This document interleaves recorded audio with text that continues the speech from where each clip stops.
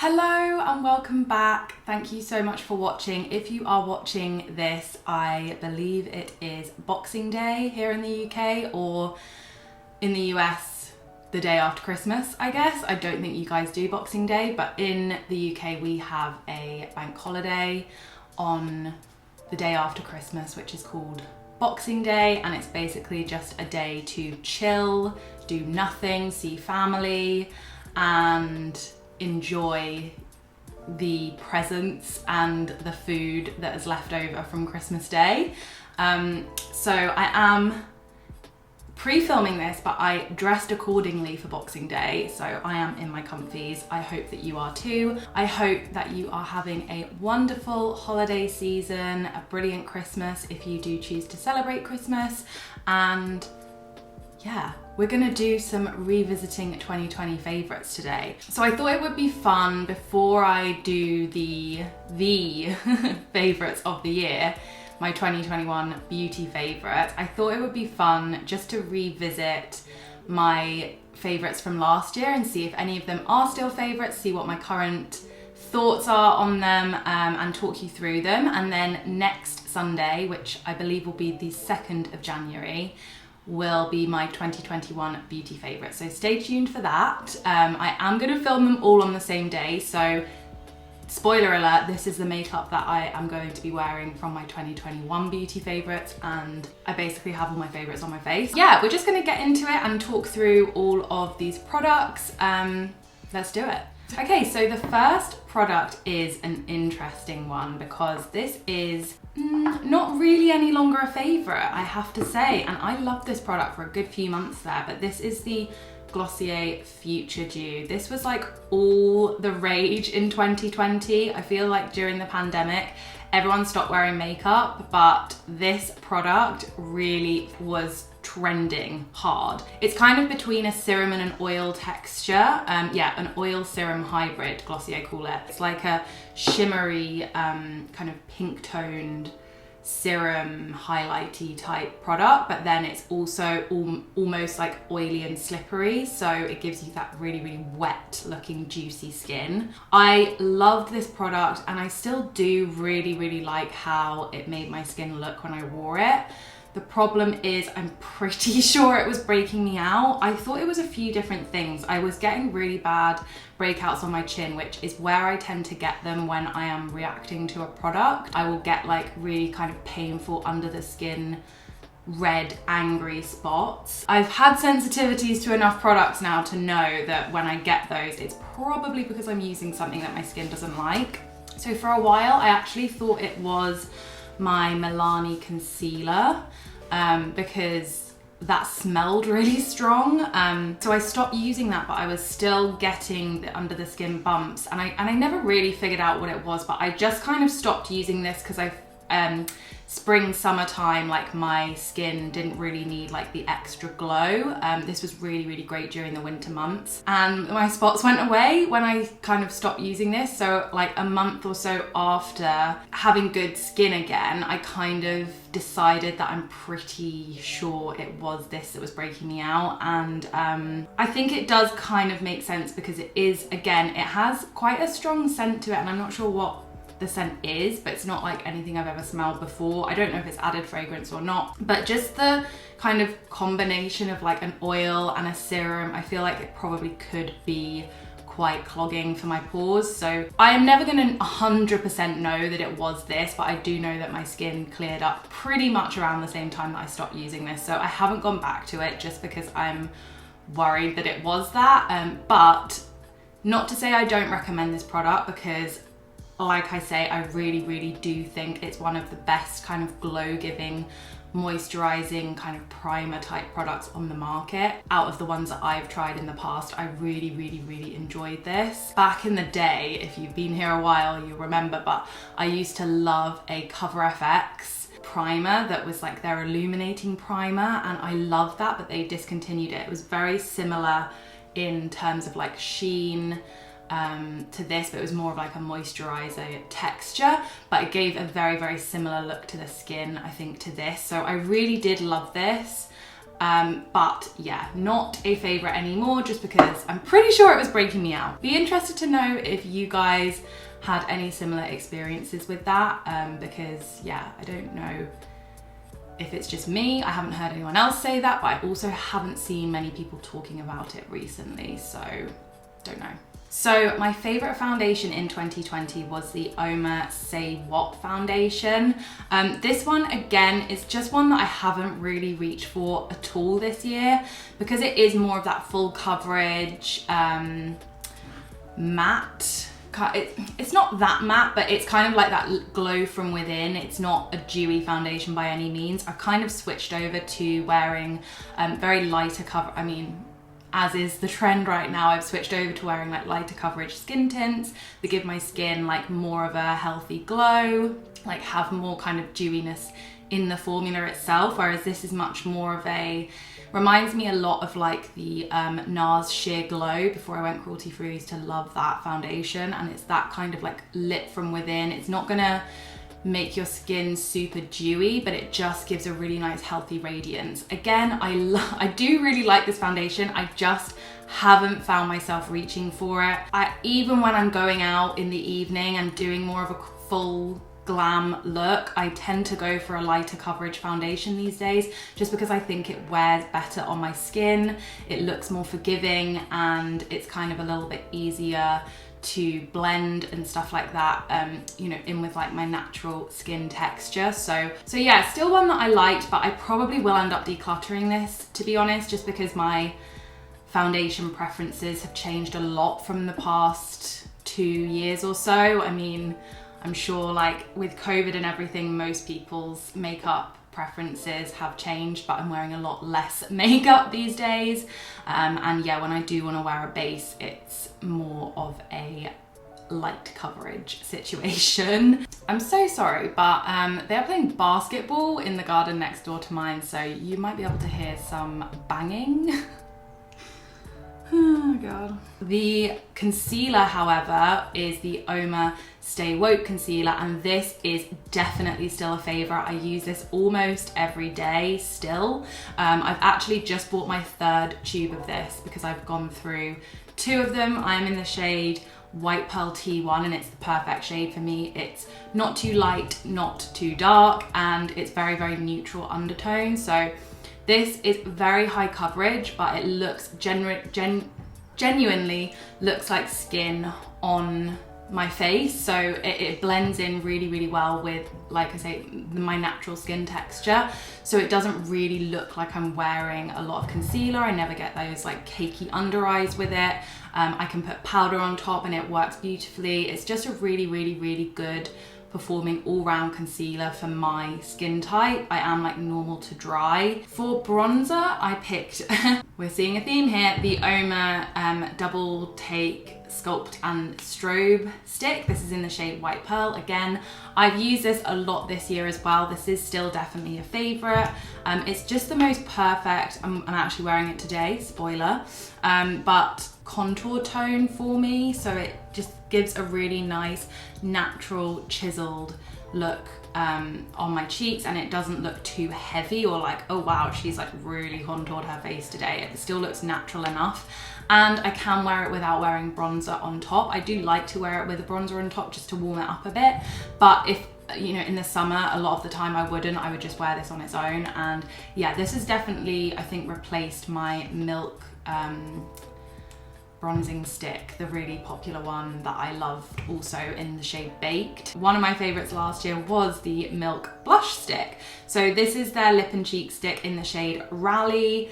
This is like a really, I will show you, it's like a really kind of almost berry toned, purpley undertone. It's perfect for the winter months, so I love wearing this as like a really like bitten cheek kind of moment. I have pulled it out a couple of times this season. I definitely haven't used it as much as I did the past even 2 years. I wore this pretty exclusively at one point. I really, really loved that, and I still love the formula. I think the Milk as I said, the milk sticks are a really, really good formula.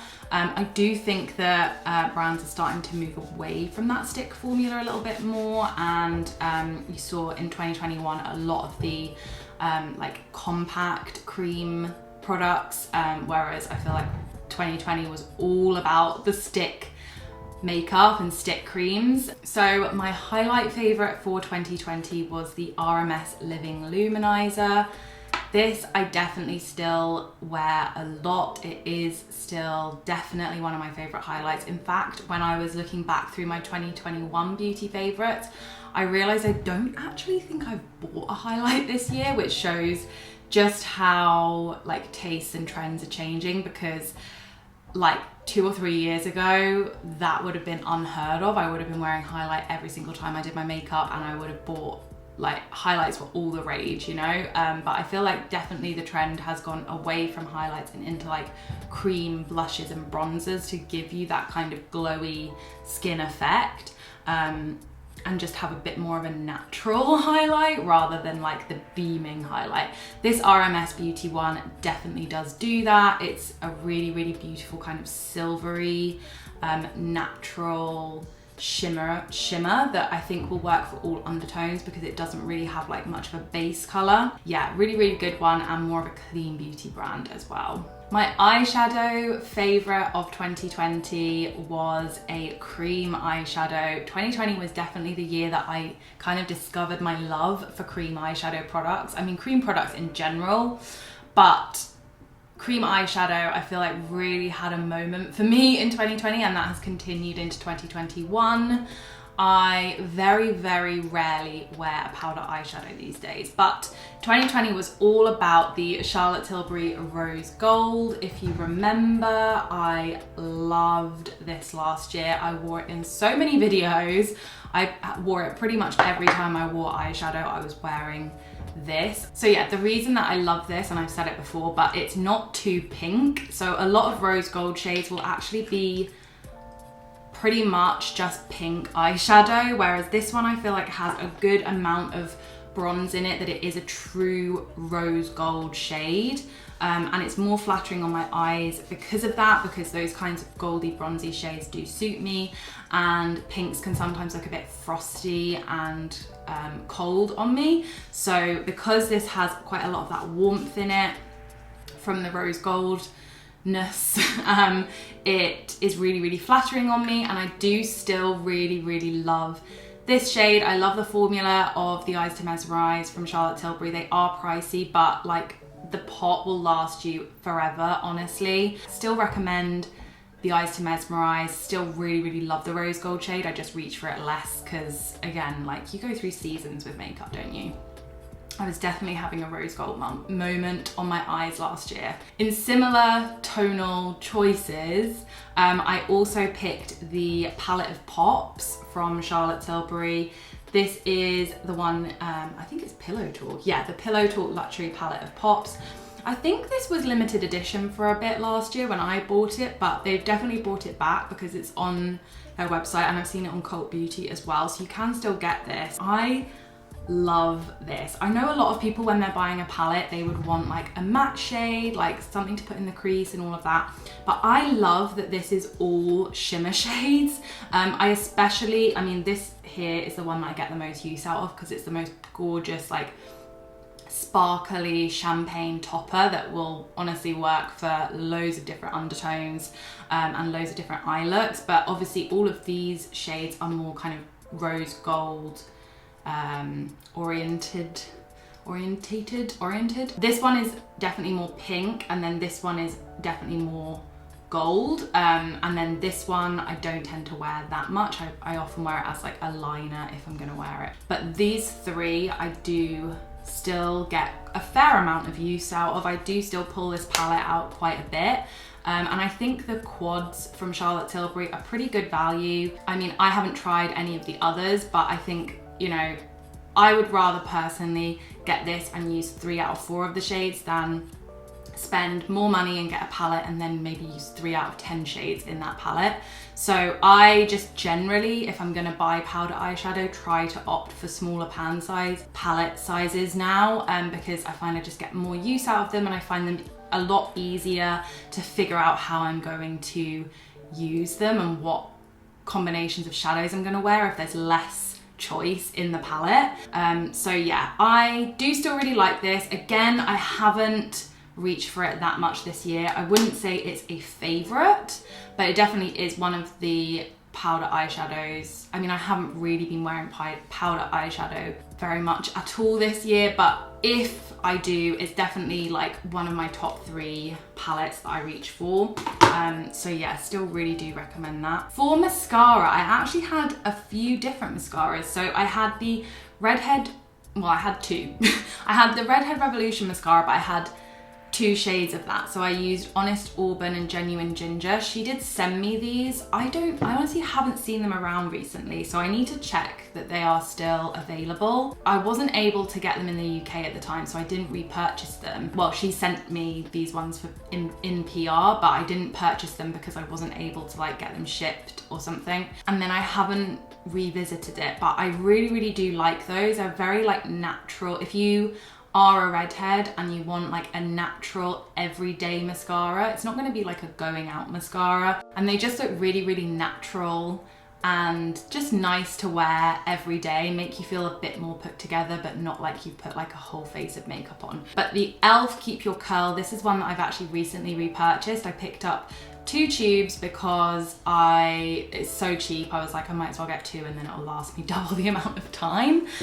So yeah, this is, I ran out of this last year. It was a favorite last year. I love that it's both defining and like gives your lashes length, but it also gives volume. So this one is one that I really like as an all-rounder. You can wear it out in the evening, but you can also wear it in the daytime and you still get a really like natural look, but you can build it up for the night to have more like oomph. For brows, I picked the, sorry, I'm reading this on my phone, but for brows, I picked the Charlotte Tilbury Legendary Brows. Now, I loved this brow gel. I do think they have reformulated or like re-released some of their brow products this year, so I don't know if this still exists in the same form as it was before, but the thing that I loved about this brow gel, it was like a little fibery brow gel, similar to how a lot of brow gels are on the market. The formula itself wasn't the thing that made it stand out to me. It was the fact that the wand was so itty bitty tiny that I could really like coat all my lashes my brow hairs individually, and I really, really love that because I don't like a lot of product on my brows. Like for example, I wouldn't go in with a pencil and then go on top with a brow gel. If I'm wearing a brow gel, that's the only thing I'm going to be wearing on my brows, and I'm going to comb through it afterwards to make sure it's not too intense, because my brows are pretty, they've got a lot of pigment if that's what you call brows, if you can say that your brow hairs have pigment, but they're pretty like on an everyday basis. I'm not putting product through my brows at all. Like they are there, you can see them, it's fine kind of thing. I've been trying other brow gels this year to see if I can find one that I like as much as that, and I just haven't. So I do think I might repurchase that in 2022 because I just haven't found one that's better. I haven't. I did also mention in my 2020 favorites the Pixie Glow Mist, and this is my second bottle of this, and you can see I'm like halfway through. One of these lasts me about a year. I don't wear it every day, but this is my favorite setting spray that I have found for my face. It's gonna give you a glow. It's not gonna be like mattifying, set your face down like a powder spray. This is gonna give you a healthy sheen, a nice glow to the skin, and this is the best one I've found since using MAC Fix Plus before I went cruelty free. I used to love MAC Fix Plus because if you had any kind of powderiness on your face where you could kind of see the makeup sitting there, MAC Fix Plus would take that away, and it would just give it this healthy, gorgeous sheen and made your skin look like your skin again, even though you were wearing a load of makeup on it.